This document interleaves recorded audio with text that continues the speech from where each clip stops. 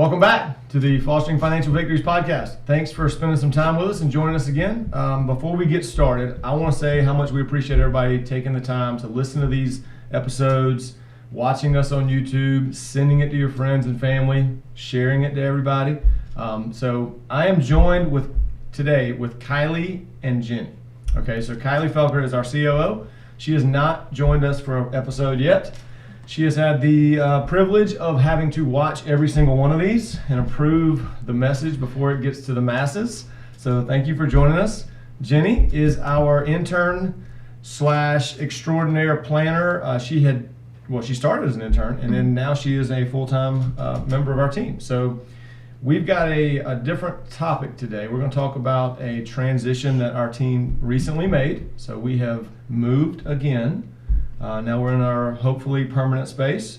So we're going to talk about what that was like during this crazy 2020 and also give some background on the building in itself. So it's pretty neat as a space. I think the folks in Greenville probably have a lot they would like to know about it. So let's get into it. Perfect. All right, so the first thought when I heard, hey, we are moving yet again, and it's going to be in the Pedigree district of downtown Greenville. I thought, we're going to move where all the CPAs and attorneys are. Mm-hmm. How is that going to work? So that was my first reaction. So Jenny, you've done a lot of digging on this. Yeah, so it's funny, there's actually 18 law offices just on Pedigree Street alone. So you're right, it is pretty much I was pretty all right, yeah. Yeah. So, all right, so let's talk through why we would want to make a move at this point in time. I know we started in 2019, but 2020 kind of came in with a flurry. Yeah. So let's talk through that. Sure. So as you all know, we launched in 2016. We had a great office space on Academy Street. We thought that we would be there for about 5 years, but realistically, we outgrew the space quickly. And so about 3 years in, we realized it was time for us to really start looking at where our corporate headquarters could be long-term. We did initially have plans to move into a different location. We spent about 6 months on that before eventually the city and us just couldn't come to an agreement on some easement issues. So we backed out, and then in June of 2019, that's when we found Joy Street. And so we were really excited about it, and that kind of started the progression of renovations, and that took about a year, and here we are now. Yeah, so when we started on the Academy Street building, right, we moved into that and thought, man, this place is huge. Yeah, right? And 5,000 square feet. Yeah, you just mentioned how the growth aspect of things. So moving into a space that's a significant size upgrade, what's the thought there from an overall perspective from the business side of this as we kind of move forward? Sure. Honestly, we just wanted to have a corporate headquarters. We wanted to have a space where we could make our home, where we could grow into, where we could really thrive long term. We currently have 18 team members. We think we'll grow every year, a couple of team members. We hope to add the right people. We hope to add experts to the team. And we really just wanted a space that could be ours now and in the future. So right now we are taking over about half the building with plans to lease out 2 different spaces. By the way, we still have 1 space available for lease if you're interested. But long term, we do think we'll take over the whole building and really make it home to Foster Victor Wealth Advisors. Cool. And not that far away from our first debacle of a move, kind of debacle. That was a beautiful launching pad. It was beautiful. Yeah, very, very temporary space that we were in, waiting for Academy Street to be ready. Okay, so impact on our community is a big deal for our business. It is. Okay, so how does this move help us to continue to build on that impact and to significantly change the community? I think it gives us a launching pad. I think long term, not this year obviously, we hope to have lots of events. We hope to have seminars. We hope to have opportunities to bring people from the community in. One of our goals is to educate 10,000 people. Financial literacy is a point of pride for us, and so hopefully long term we can bring in different people to do that. So with the growth of the community in large, us having the ability to grow into this building as well, right? So we talk a lot about how our industry typically there gets to be a saturation point with some folks that work in our world, yeah, and they stop trying to be in a growth mindset. Can you guys speak to how we might be a little different in that approach? Jenny, would you like to answer this one? Sure. I guess I'll just speak a little bit to my experiences at Foster Victor. So I started as an intern.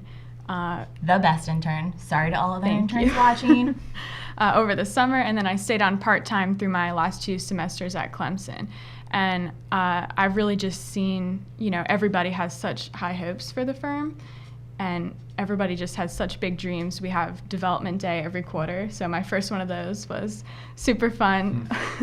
Just getting to hear how huge of dreams people have for the firm and how many people that you guys really want to impact. So it's definitely kind of from me starting as an outsider, it's just really clear. Yeah, a little unique in that very goal-oriented Yes. as a group. And I see it as being an opportunity to where we can continue to grow the staff and grow our team to where now we can impact more people, because there comes a point in time where you can only see so many folks in a day. That's right. And I see that as a big opportunity going forward. Yeah, and we bring the team approach to the table. So rather than working in silos, which is common in the industry, we really want to have a team. So every client feels like there's 4 or 5 different people they know well, different people who they work with on different parts of the business, different parts of their planning, and we hope to expand that expertise long term and bring on additional specialties that we don't currently have. Also, professional education is really important to us. Jenny is about to get her CFP on Monday, so we're really excited about that. But continuing to add the right people who will bring new knowledge, new capabilities to the team is important to us. Cool. So let's talk through this building. All right, so Jenny, you are the one who was the most qualified to do the research on this, because you just graduated from Clemson. I'm sure they had you doing research all the time. Mm-hmm. Tell me what you found. So I'll start kind of with history of the area, right? So we all know it's in the Pedigree Historical District, okay, which was actually created and added to the National Registry in 1982. So it's been on there for a little while. And basically the reason why they did that is because it shows the growth of Greenville with history from the 1800s all the way to the mid-1900s. So the Pedigree District. Yes. So why? Who's Why Pedigree? Yes. Right. So James Pettigrew Boyce, he actually owned an estate in the area. So he owned about half the land, and then the Rowley family owned the other half. So that's where the name Pettigrew comes from. Okay. In the 1900s, that's when they started to subdivide the land after the Civil War. They kind of started to move away from the area, and it actually became Greenville's oldest subdivision. And Pedigree is also Greenville's largest historic district there's 7 historic districts in the Greenville Wow, area. I didn't realize there were 7. All right. Yeah, so really interesting stuff. And all the streets in the area are actually named after professors at Boyce's seminary that he started in Greenville. Okay. Really That's neat. pretty neat. Didn't know any of that. Yeah. That's good. Okay, so the building was constructed in 1919. Correct. And what was the initial purpose? So it was built to be a school, and it was actually overseen by J.L. Mann, who was the superintendent at the time. So I thought that was interesting because all my friends went to J.L. Mann. So just to kind of see what his actual impact was really interesting to see. And it was meant to serve the Boyce Lawn District, which again is named after James Pettigrew Boyce. And that was the area between East North Street and East Washington Street. And it was a really elite area at the time with a lot of mill owners and business owners there.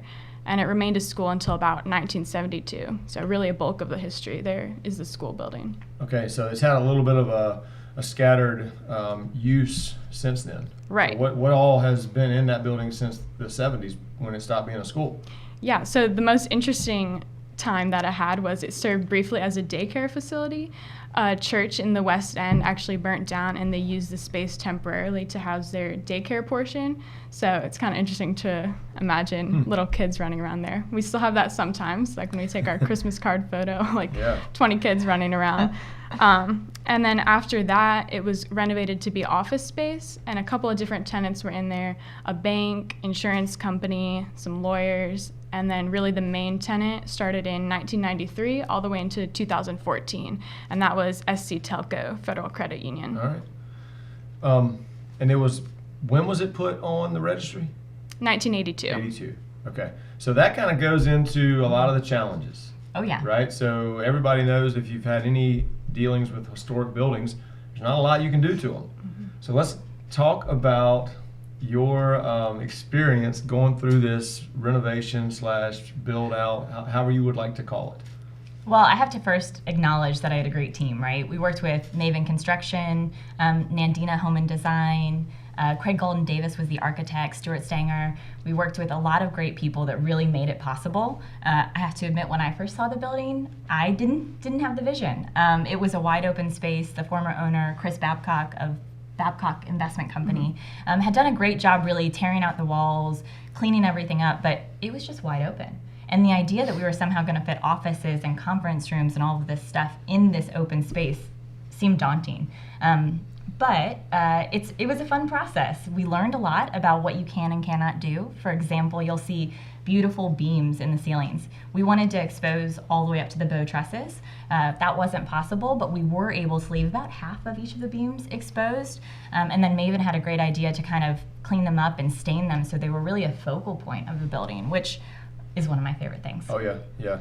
So with everybody currently in 2020, and I know this was not foreseen when we started this in 19, but a lot of businesses are making a shift to go into the virtual non-office environment. Let's talk through the design of this and kind of the picture of what we're trying to accomplish when this was all set in place. Yeah, so we really love the idea of having a place where people want to be. We hope that our team members want to be there. We hope that our clients want to be there. We hope to really create a community. And one of those things that's really important is having a really fun and cool place to go. So when we design the space, I think we have 20 different sitting areas. We have several conference rooms. We have several work areas. We have several round tables. We also have these incredible porches with awesome outdoor furniture to sit on and relax. We've got TVs everywhere. We wanted to create different places where people could move throughout the day, have meetings with each other or with clients, and really cultivate relationships. And I think for us, that is the focus of our business. We want to build life-changing relationships. And so as part of that, we need to create a space where that happens naturally and it feels authentic to us. And so for us, that was the reason we decided to invest in a massive project like this in downtown Greenville. And parking, right? So that's a big challenge in Greenville, and I think we've hit that out of the ballpark for the most part. Fingers crossed. Yeah. Okay, good. So the one comment I always get from people when they walk in the building for the first time is, wow, it's really wide open. So even though we have a lot of these little nooks and crannies and spaces, it still feels as if it's inviting. Yeah.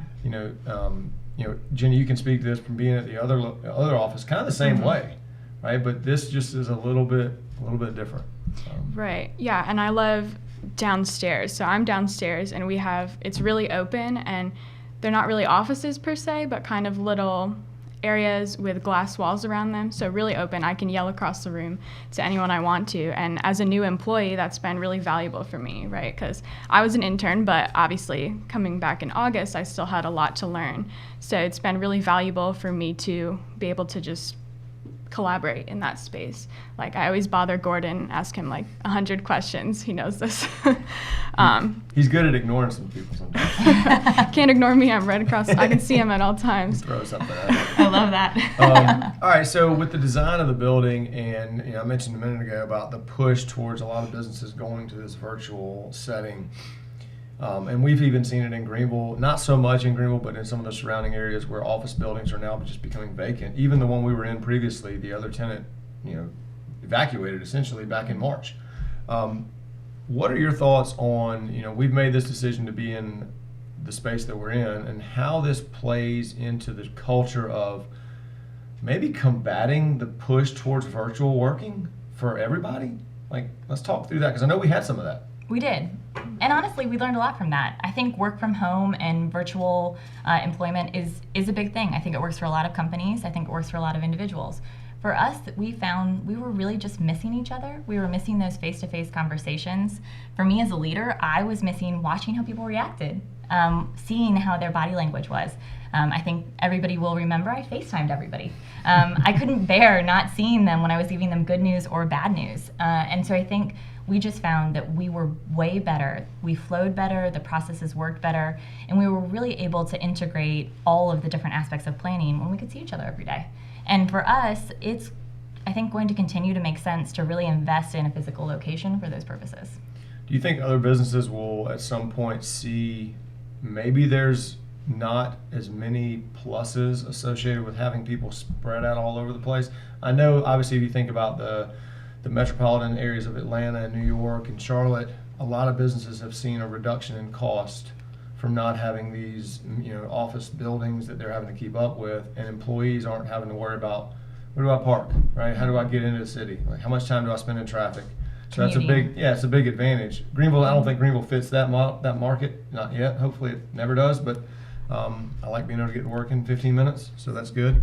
But do you think businesses at some point maybe do a pull back and say, you know what, we're missing something, and whether it's the collaboration options or just people really just being dialed in all day long more than I can speak working from home, it's a challenge. Yeah, for I sure. mean, I think too the routine. I think there is something about having a routine where every day you get up, whether you go to the gym first or you just get ready and go straight to work, but having that routine and kind of a shift of location, for me it's really important that I go to the office and I do my job, and then I come home and I can separate myself a little bit from that.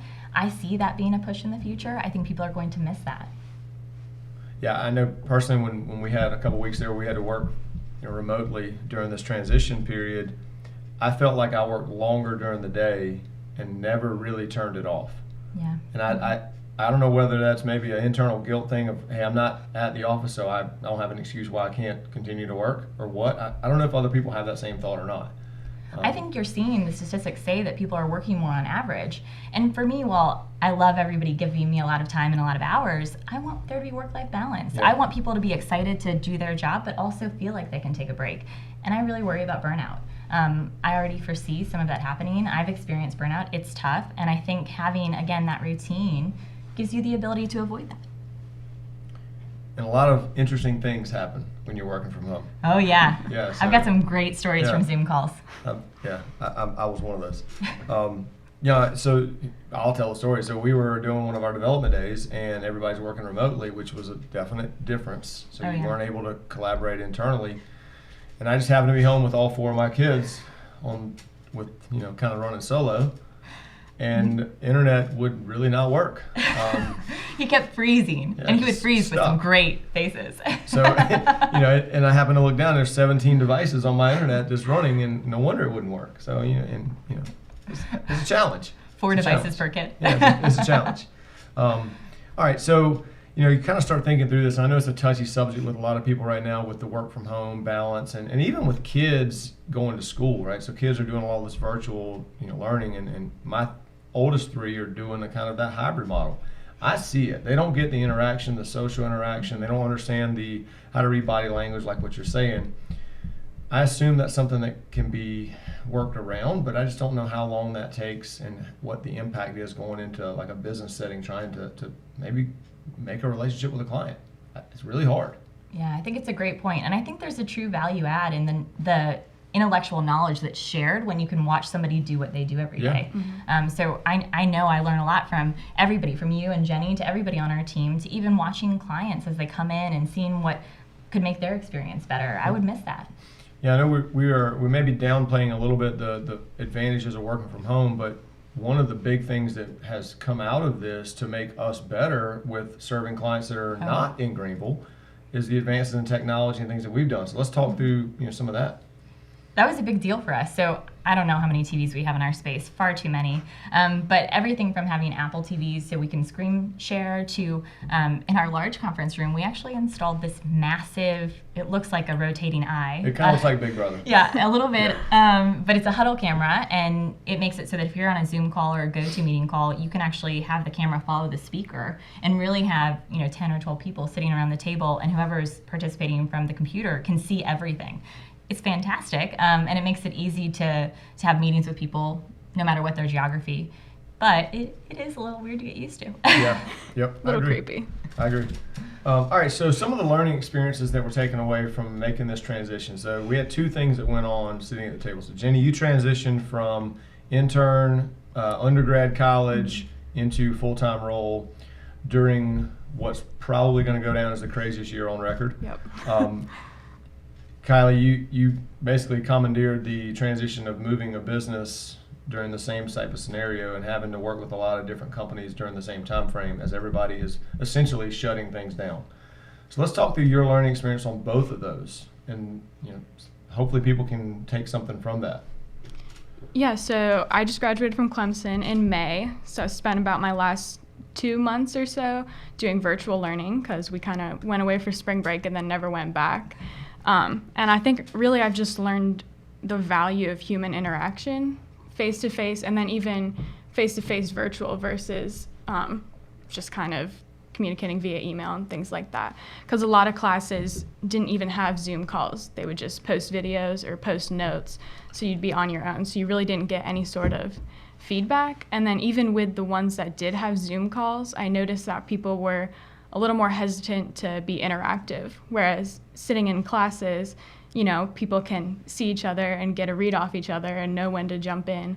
But on the Zoom call, everyone was kind of like, nobody wanted to jump in, if that makes sense. So what I'm hearing you say is, don't be afraid to hit the video button when you're on one of these calls and let people actually see you. Yeah. Okay. Like you actually have to put clothes on? Yeah. Okay, got it. At least a shirt. At least. Come here. Okay. Yep. All right. What about you, Kylie? So a lot of learning stuff, right? Yeah. Far too many examples. But I think what was most interesting is when all this started, we were really worried about timeline. Construction was one of the few industries that really was able to keep moving, especially in South Carolina. I know other states weren't quite so lucky, but we were able to really continue working.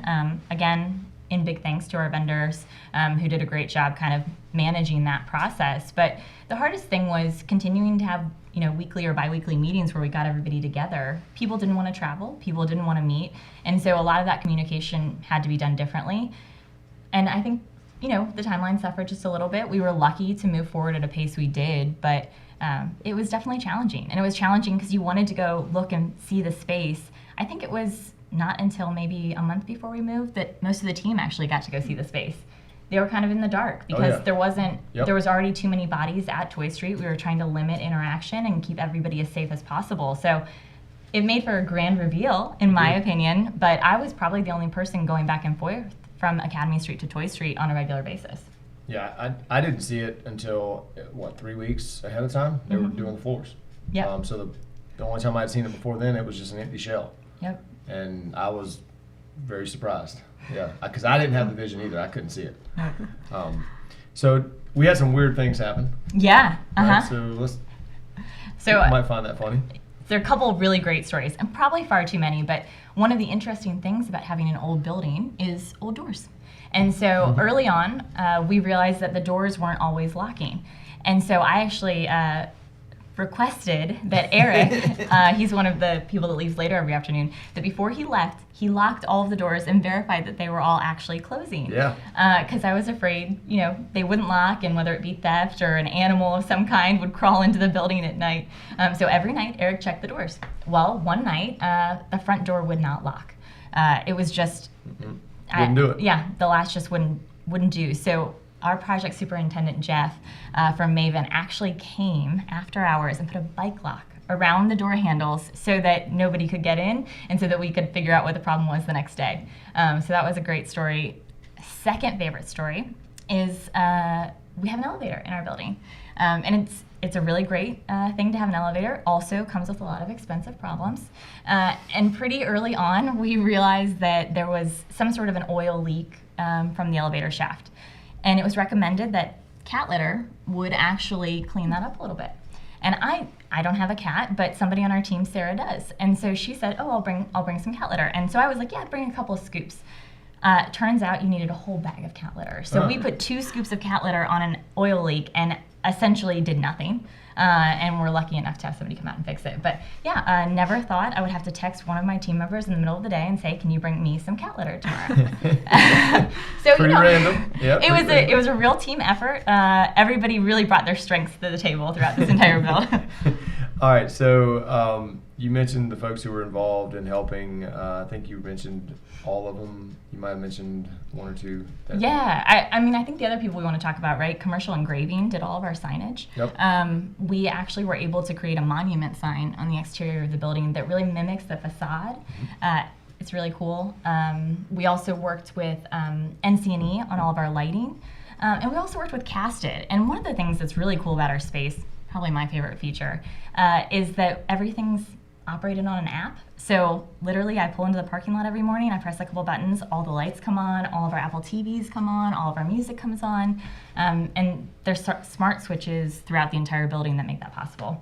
And that's thanks to both Casted and NC&E. That's definitely my favorite feature. I don't know, what's your favorite feature? My favorite feature, it seems simple, but I really love that downstairs we have standing desks, so you can raise them up and stand up, which is really important to me because I don't want to just sit there all day. So even just having the change of posture can really make a big difference on how you're feeling.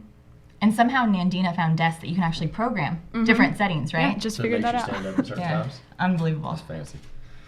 All right. What's your favorite feature? Well, mine just got finished, so it's the ability to cook. So in the outside space, we have an ability to do a little bit of grilling. So that's gonna probably be where I stay, most likely. We're excited. Yeah, Erik's a great cook. It's gonna be good.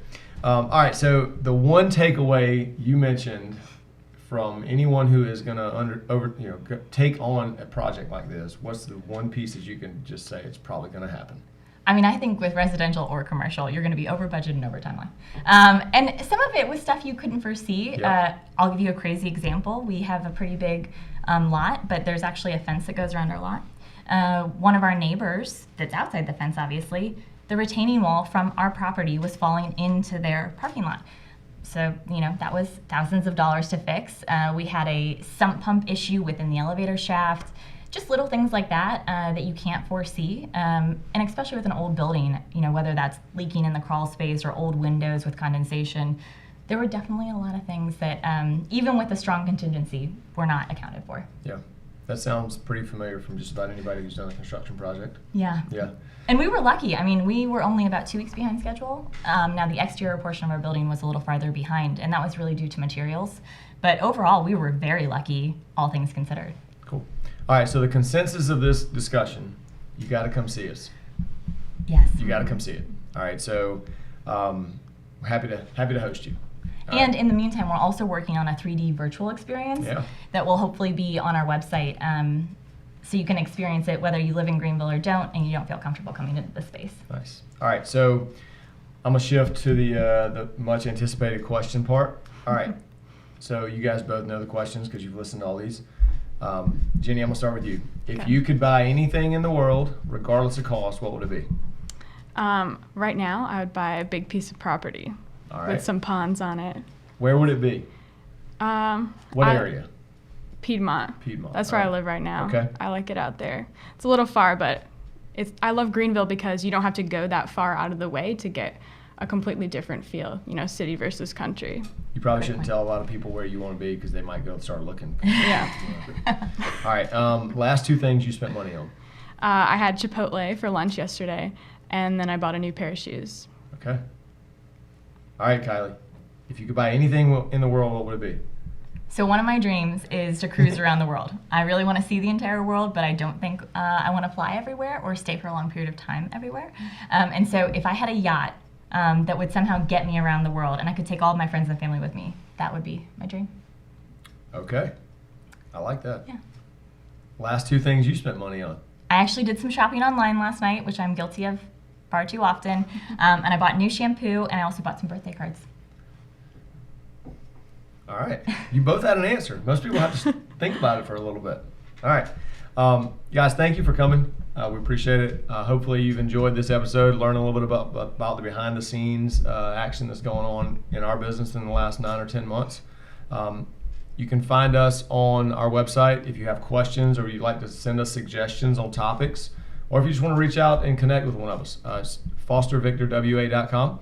You can also follow us on Instagram at Foster Victor Wealth Advisors. Again, please subscribe. Please share it with a friend. Give us some feedback. We've enjoyed hearing the responses from folks, and hopefully we can learn from it. Thanks again, and we'll see you next time. Information contained in this podcast was intended for general use, not to be used as specific advice. For content tailored to your personal situation, please contact one of our wealth coaches.